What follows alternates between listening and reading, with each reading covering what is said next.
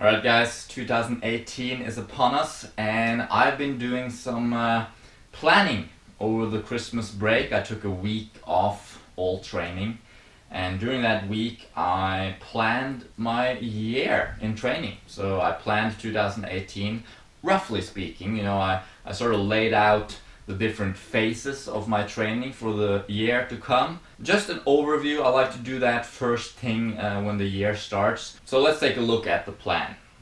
So here we are in Excel, and over to the left here we have the months, January, February, March, etc.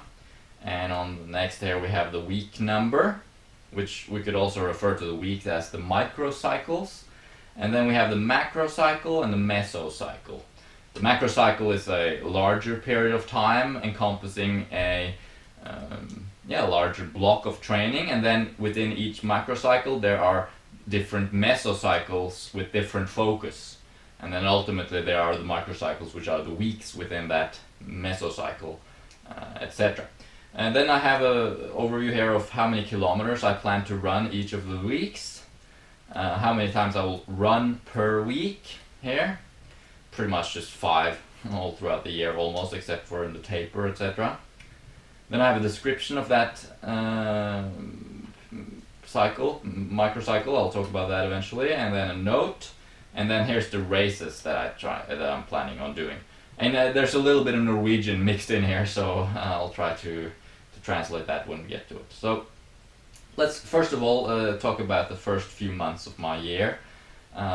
Well, you know what? I'll start with talking about my first real race that I plan to do. That is this one here, Krokskogen halvmarathon. It's a half marathon. It's pretty obvious. So Saturday the 30th of June. 30th of June. So that's what I plan to do. That's going to be my first half marathon, and my goals. Not entirely sure yet, because I have to see when I start my speed training what my level's at, but I'm thinking maybe it's somewhat up and down, that course, so I'm thinking, could I do 140 maybe? Let's see. And then so let's get back to this time now. We're in this week here, the first week of January. We're in the first macrocycle, which is just about building mileage. So the first mesocycle is a slow build, which essentially the week we're in now, and then the next few weeks, I'm just gonna up that mileage. I'm just gonna get back to where I was a few weeks ago at 50 kilometers peak mileage. Well, it's not mileage actually, it's kilometers, so it'll be peak volume, let's say. Then stabilizing at that for a couple of weeks before dropping it down, and there's a note here, reise, which is travel. That's where I'm going to travel to La Palma, the Canary Islands. So I'm going to drop the volume that week. And here we can see, the description. So I'm doing 40k this week. It's just about building. Then I'm doing 50k for 2 weeks. It's about re-establishing that previous level. And then I'm just about recovery. And then I'll do 4 runs rather than 5 in that week when I'm traveling.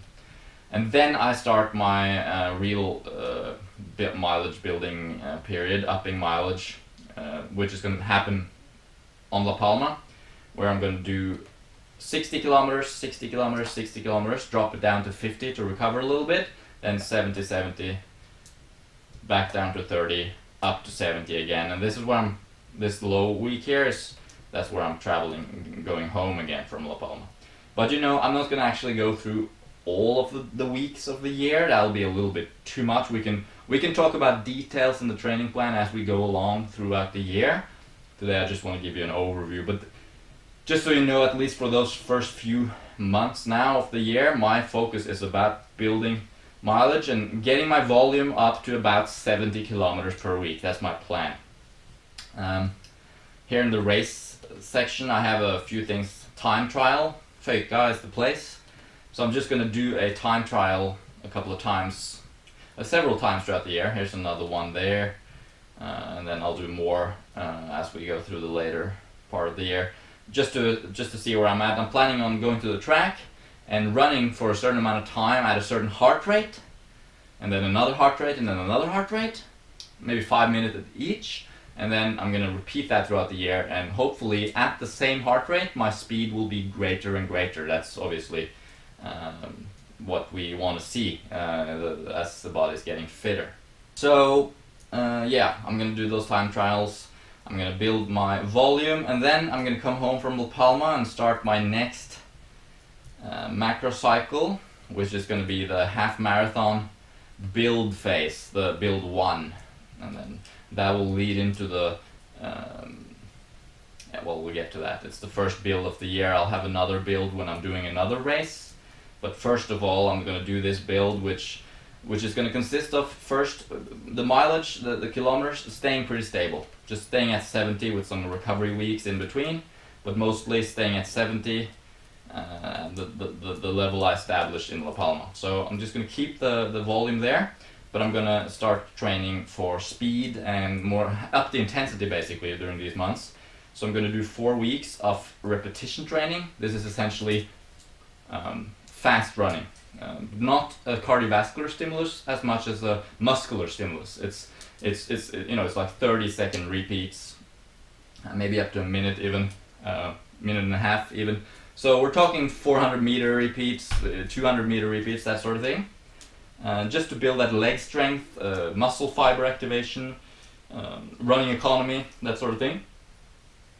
Leading into the next phase, which is going to be an interval phase, 4 weeks of interval training. Now we're talking 3 minutes repeats, 4 minutes repeats, even 5 minutes.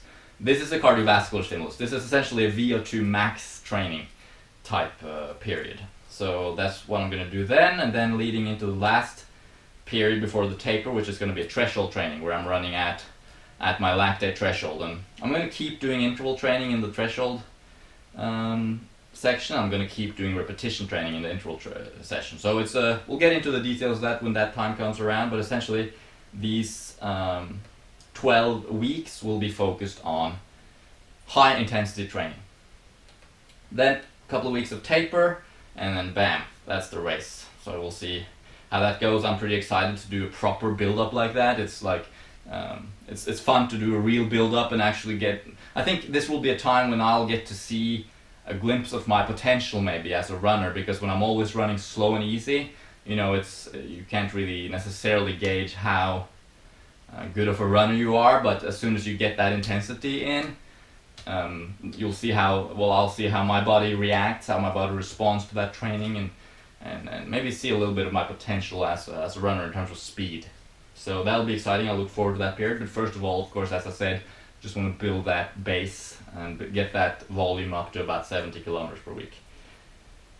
Well, then I'll have a rest week after that, and then I'll do another base training period, which is just about recovering and resetting after the race, just keeping it stable and easy at around 70 kilometers per week, before starting another half marathon build, which is a bit shorter than the other one.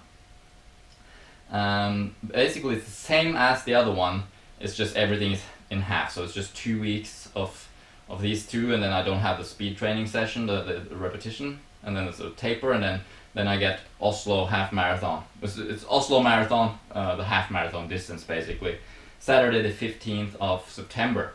So that's a flatter kind of race, and I think I'll be able to probably do, well, I don't know actually, but my goal is kind of like, could I do 1:30, 90 minutes for the half marathon? That would be great if I could do that. Maybe I'm able to do faster than that. Maybe I won't even be able to actually do 1:30. Time will tell. When I'm starting my time trials and my speed training, that's when I'll be able to sort of gauge that and have a guess at what my capacity is at. Before that though, there's a little Bringebærløpet. It basically means the raspberry run. Just a little local 6K or something like that I might use as part of my training. I might also throw in a couple of other training here. I have one here, it's a 12K here in Norway, where, yeah, just a tune-up race once again. Using races as part of training, it's a good thing, as long as you're able to sort of keep your intensity down a little bit. You don't want to give it everything you got, because then it's a full-on race and then you need more recovery and it sort of messes up your training.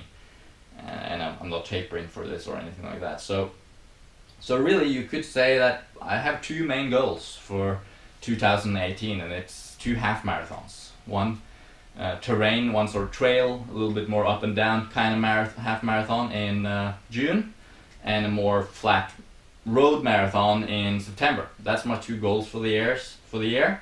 But you know, truly though, my main sort of focus for this year is actually just enjoying the training, and actually I look forward to this period of intensity training, like, because I've never actually done a proper period of interval training in my life. So that's what I'm really excited about. So it's all about the training this year, but I'm doing a couple of races.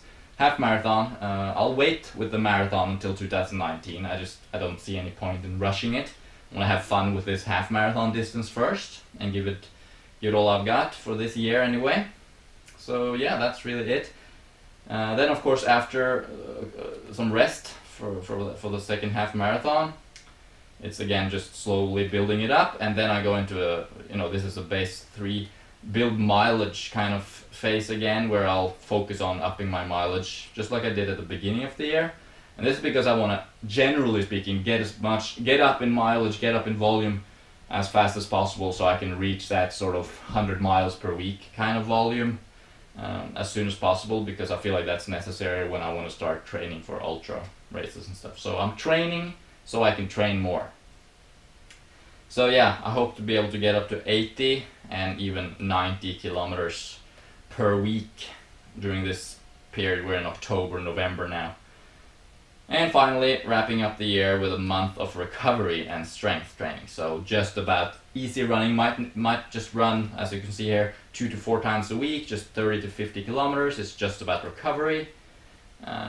I'll focus a little bit more on strength training, lifting weights. And as you can see here, there's a note ski, and that means strength. So I'll do a little bit more skiing in December. I'll do that now as well. You can see up here in January, I have skiing plus ski. So I want to ski a little bit more these weeks as well, as I'm re-establishing my fitness. And also here, a couple of weeks of complete rest. At least 1 week of complete rest over the Christmas holiday, just like I did just a few weeks ago. So that's my year. It's looking good. I'm pretty happy about my plan.